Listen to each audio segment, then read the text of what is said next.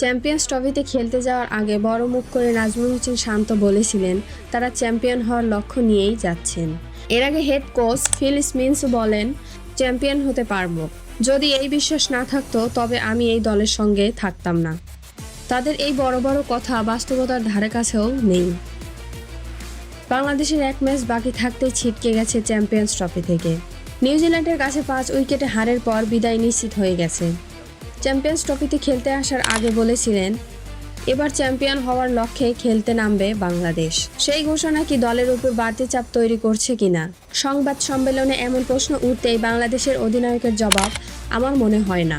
দলের প্রত্যেক খেলোয়াড় এই বড় স্বপ্নটা নিয়েই এখানে এসেছিল। আমার মনে হয় বড় স্বপ্ন যদি না দেখি তাহলে খেলবো কিভাবে।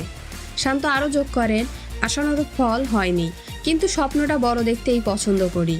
শুধু স্বপ্ন দেখলেই হবে না, সেটার জন্য কাজও করতে হবে। তিনি আরও বলেন, টুর্নামেন্টে আসা নেই, তবে পরের ম্যাচে ফোকাস করতে চাই। কিভাবে ভালো করা যায় সেটাই এখন দেখতে হবে। আজ এই পর্যন্তই। দেখা হচ্ছে পরবর্তী কোনো স্পোর্টস নিউজে। ভিডিওটি ভালো লাগলে চ্যানেলটিকে সাবস্ক্রাইব করবেন এবং সাথে থাকা বেল আইকনটি অন করে দিবেন পরবর্তী ভিডিওর নোটিফিকেশন পাওয়ার জন্য। সবাই ভালো থাকবেন, সুস্থ থাকবেন। আল্লাহ হাফেজ।